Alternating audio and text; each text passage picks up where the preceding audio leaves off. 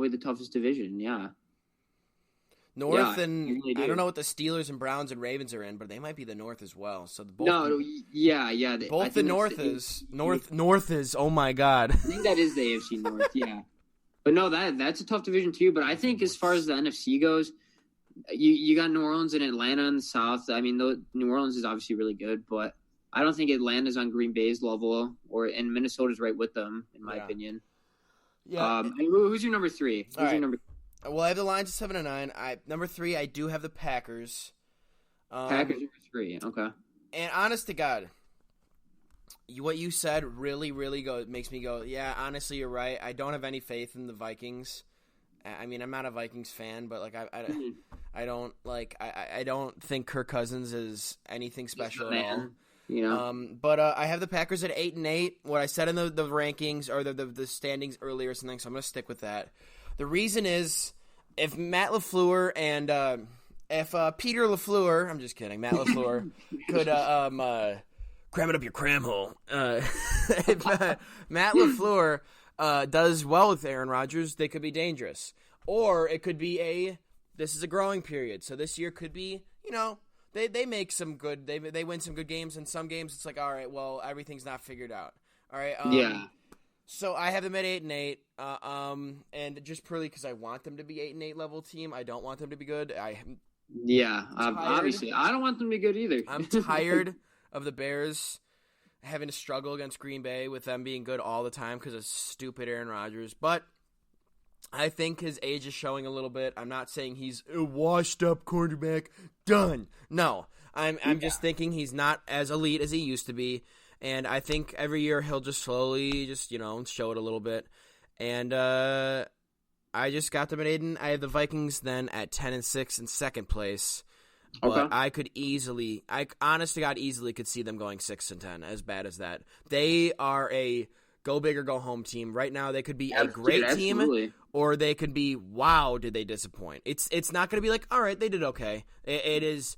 They are going to be great or bad, and I can see them going 6-10 or 10-6. Like nothing would surprise me at this point. No, I'm pretty much on the same page with Minnesota. I just think they're a really volatile team. Yeah. Like there's no predicting them at all. I want to see what Vegas has on them in their win total. Yeah, honest to God. And we'll just make it quick. I have the Bears winning this division at 13-3. I mean, whether or not my bias is there or not, which obviously it is, I don't think there's really any arguing when there's like.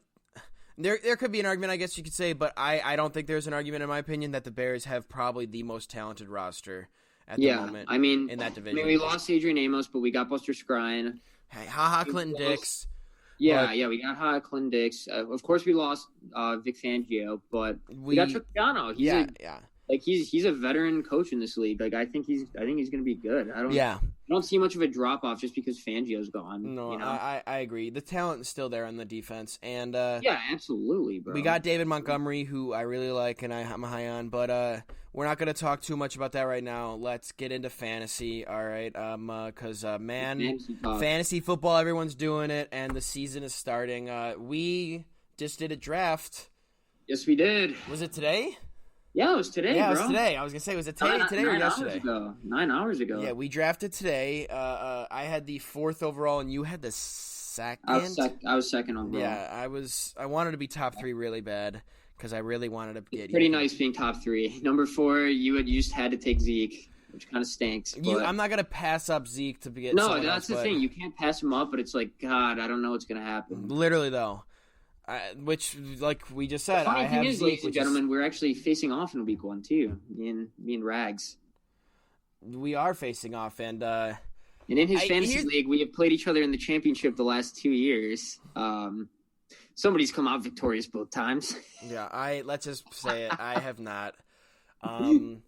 Both times I get to the championship. First time we did a 2-week championship. That was your fault. I accidentally made it 2-week championship. I wanted to make it 1. I destroyed you the first week, and then you made this.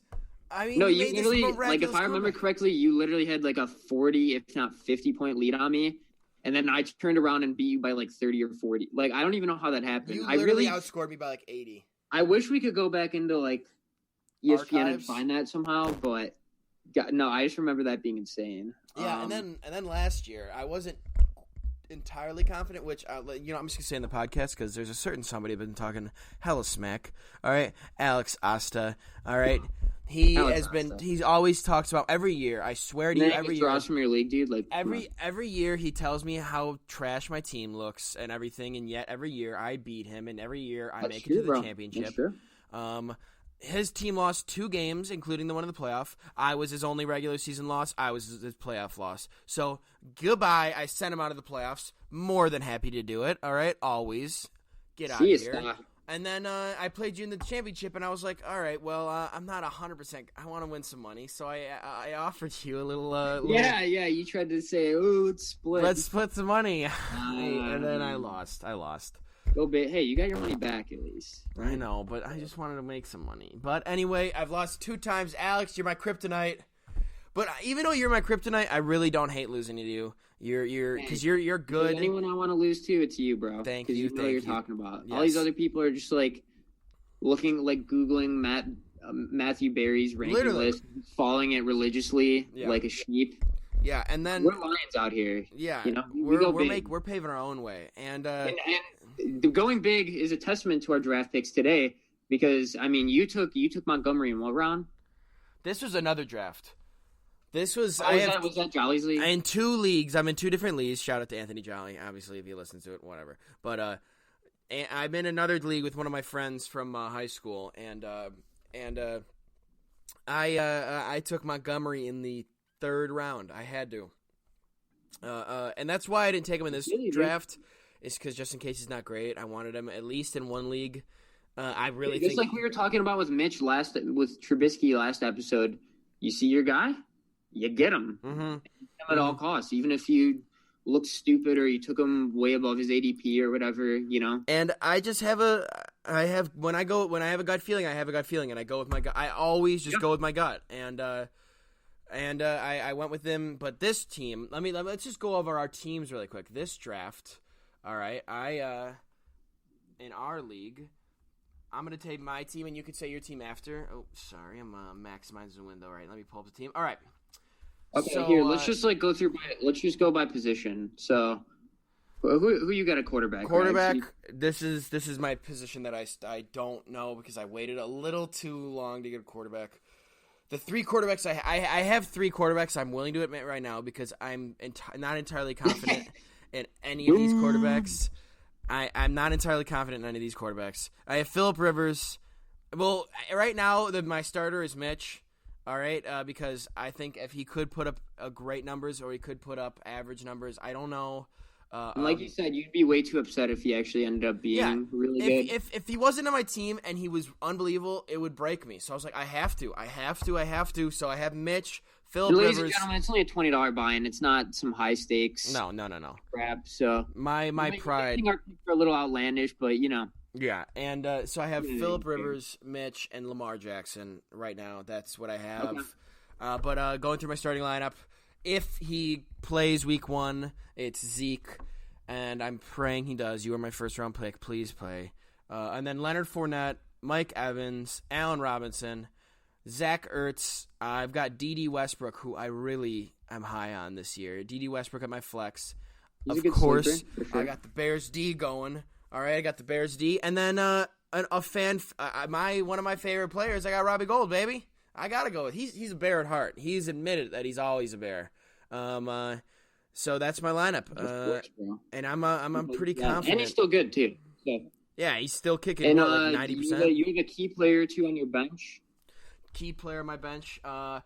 Key player or 2? I've got a couple players who could when I go to my bench, a lot of the players will end up being like released maybe off your team, and you're going to go off the waivers. So I go for players that could just be high risk. A lot of them are basically just like handcuff running backs, like either handcuff running back or running backs or players who could be average or could light it up. Like I really am high on Devin Singletary and Miles Sanders.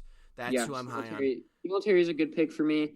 I don't like Miles Sanders purely because I think Philly is dead set on running a committee. I don't see him getting like a bulk of the carries or being consistently getting goal line work or anything like that. But He's definitely talented though, for sure. Mm-hmm. But in case Todd Gurley goes down, Darrell Henderson, because if Todd Gurley goes down, that's a great. That's my handcuff. And then if Anthony Miller, who I think could light it up this year, I've got him in case he does. But that's my team. Let's hear about yours, Alex. Let's hear about yours. All right. As I said, me and Rags are facing off week 1, so whatever happens with Ezekiel Elliott is a big deal for sure. So quarterback, I got Russell Wilson. Can't go wrong with him. I'm not sure exactly what round I took him in. I think I took him a little earlier than I wanted to, but there was really no one else on the board I wanted, so I just kind of wanted my guy, so I just went with him. At running back, I have Christian McCaffrey, who I took with the 2nd overall pick. Very excited about him. He caught 106 passes last year, and I expect you get the 2nd round pick. I expect almost the same output this year. Really excited about him. My other running back is Nick Chubb. He's going to be an absolute beast until Kareem Hunt gets back, and I still think he'll be a beast even when Hunt does get back. Just because I think he's a really good player, and I think they're not going to completely cut him off or anything. Receivers where it gets a little sketchy for me, because I will say my first 4 picks were running backs, but I have no shame in that. No. Because I think they're all going to turn out very well for me. At receiver, I got Stephon Diggs. Can't go wrong with him. Always gets high volume, going to catch good amount of touchdowns. Usually semi-healthy, sometimes struggles, but excited about him. Right now I'm starting Josh Gordon. I don't know how I feel about that right now, but I think he could be good, dude. The Patriots don't have a lot of weapons. As long as he stays off the weed, as Stephen A. Smith would say, then I think he could have a really good year. And then I also want to note that I do have DJ Moore and Mike Williams on my bench. I think either of those guys could be really good as well. Delaney Walker, tight end. Solid veteran for Tennessee. And then at flex, I have Mr. James Conner. Very excited about him as well. And then at defense, I got the Browns. I expect them to be really good. They're young, they're talented, they're hungry. I think they're going to show their stuff. And then I got Butker at kicker. Can't go wrong with Kansas City. They're going to score a lot of points. Absolutely. And I hate. And then my notable bench guy is definitely Melvin Gordon. We'll see what happens with him. He could absolutely pay off, or he could just. So we both have a lot riding on the 2 biggest holdouts, Melvin Gordon and Zeke. We're both going to be closely monitoring. Oh, please. Do we want to do our hot seats real quick, bro, before we run out of time here? Yes. My hot seat is Trey Burton. Your hot seat? Trey Burton. Trey Burton, because I don't know. He's always injured. I mean, I get that, but it's not like the Bears have anybody who could be his successor right now. No. But I really think, okay, I don't think he's really, really, really, really ready to go. As in, he's almost out of there. I'm just saying, if he keeps putting up injuries this year, if he's injury prone this year, there's a chance they might just, if there's any guaranteed money that they could save or whatever. He's making a lot of money. I don't really think there's any way of getting out from it. I don't know. I don't know. I don't know about his stats and everything, but they're just gonna have to eat a big chunk of change and just let him. Yeah, I don't know. But you go with your hot seat. Yeah, that's fair enough. Very relevant to the episode we did today. And then my hot seat is going to be really relevant to what we were just talking about. Mine's Melvin Gordon. Ezekiel Elliott seems like he's going to be back with the Cowboys for sure. But Melvin Gordon, the Chargers president or something of operations, whatever, someone in the front office said they're not going to revisit a contract extension till after the year. So Melvin Gordon, either get your ass on the field and play for the Chargers or sit out the whole year Le'Veon style, because I don't think you're getting the deal you want. No, he won't get paid fat stacks like some of these big names. He's not getting Zeke or David Johnson he's not or Le'Veon money. Quite that tier yet, but no. Unfortunately, like you said, we said, we like to ramble. So that is. I want to keep talking about fantasy food. I know we will get more fantasy stuff our next podcast, because trust me, it's a big topic. So thank you everybody for listening. Like I said, go subscribe, follow all that good stuff. Alex, you want to say goodbye and everything? What do you got to say? Yes, thank you everybody for listening. We definitely want to touch on some more fantasy because I don't think anybody likes getting a whole fantasy team just thrown at them like that. So I'm hoping we can get back into it. Have a good night, everybody.